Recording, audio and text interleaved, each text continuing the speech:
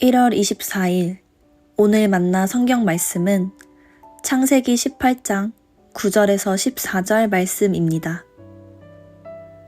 그들이 아브라함에게 물었다. 대개 부인 사라는 어디에 있습니까? 아브라함이 대답하였다. 장막 안에 있습니다. 그때 주님께서 말씀하셨다.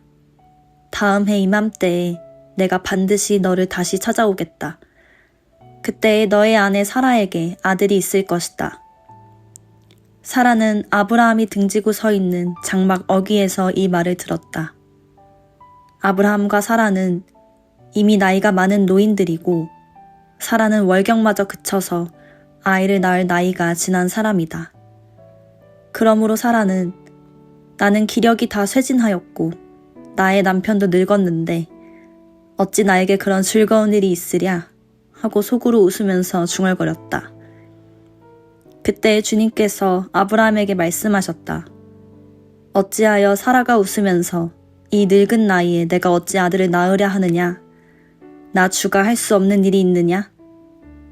다음에 이맘때에 내가 다시 너를 찾아오겠다. 그때 사라에게 아들이 있을 것이다. 아멘.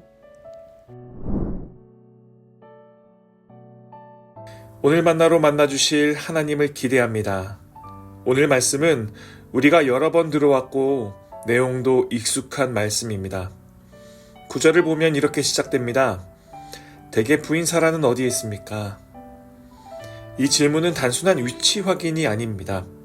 하나님께서 사라가 어디에 있는지 몰라서 물으신 것이 아니기 때문입니다. 사라가 장막 안에 있다는 것도 그 말을 들으며 어떤 마음으로 서 있는지도 하나님은 이미 알고 계십니다. 그런데도 굳이 이 질문을 던지십니다. 왜일까요? 하나님은 약속을 바로 말씀하시지 않고 먼저 사라를 이야기의 자리로 부르십니다. 이 질문은 어디 있느냐는 물음이 아니라 너도 이 약속을 함께 듣고 있느냐는 초대에 가깝습니다. 장막 뒤에 숨어있던 사라를, 마음속 생각을 품고 있던 사라를 하나님 앞에 대화 안으로 끌어내시는 것입니다.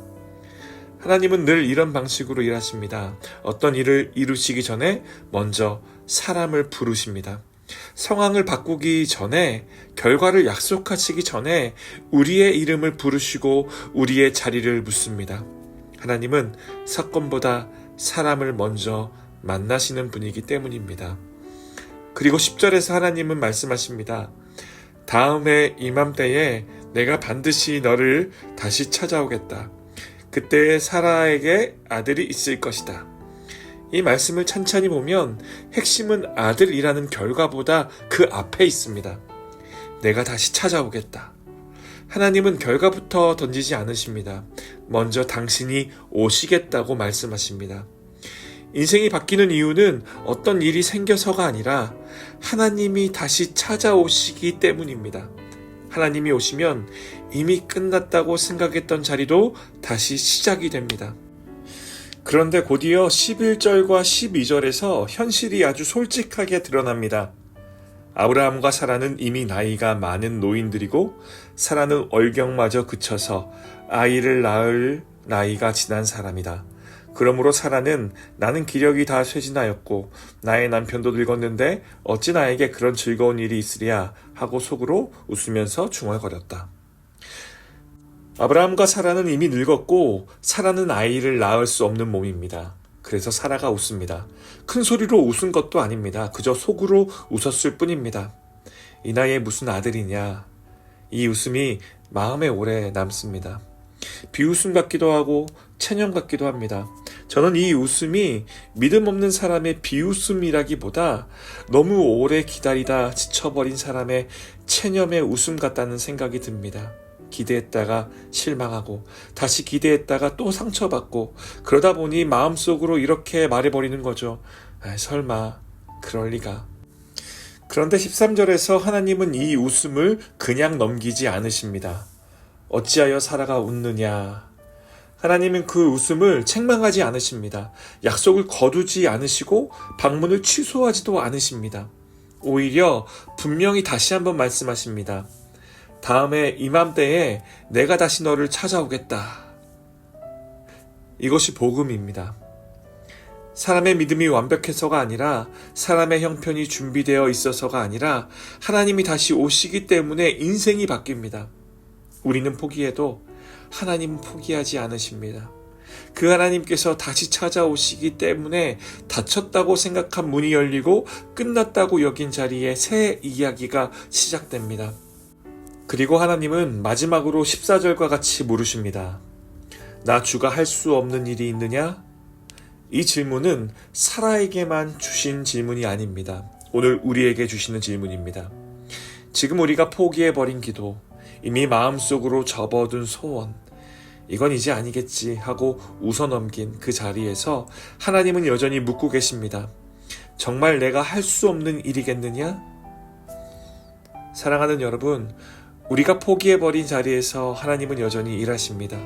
우리가 체념한 시간 위에 하나님은 다시 찾아오십니다. 믿음이 흔들려도 기대가 식어도 하나님은 약속을 잊지 않으십니다. 오늘 이 새벽 이 말씀 앞에서 이렇게 고백하면 좋겠습니다. 주님, 저는 제 형편만 보느라 주님을 작게 보았습니다. 그러나 이제 다시 주님만을 바라봅니다. 하나님은 반드시 다시 오시는 분이시고 그분께서는 정말로 할 수 없는 일이 없습니다. 이 믿음이 오늘 우리의 마음을 다시 살리고 다시 기도하게 하고 다시 기대하게 할 것입니다. 이 은혜를 누리시는 높은 뜻 성도님들 되시길 주님의 이름으로 축복합니다. 기도하겠습니다. 주님, 우리가 형편만 바라보며 웃어넘겼던 기도의 자리에도 다시 찾아오시는 하나님을 신뢰합니다. 할 수 없는 일이 없으신 주님을 오늘 다시 바라보게 하시고 포기했던 마음 대신 기대하는 믿음을 회복하게 하옵소서. 예수님의 이름으로 기도드립니다. 아멘. 두 가지 기도 제목으로 함께 기도하겠습니다. 첫째, 포기해버린 기도의 자리에서도 다시 찾아오시는 하나님을 믿고 할 수 없는 일이 없으신 주님을 끝까지 신뢰하게 하소서. 둘째, 내일 주일 예배 가운데 하나님께서 친히 찾아오셔서 말씀과 예배를 통해 찾아오시는 하나님을 깊이 만나는 은혜를 누리게 하소서. 함께 기도하신 후 각자의 기도를 이어가겠습니다.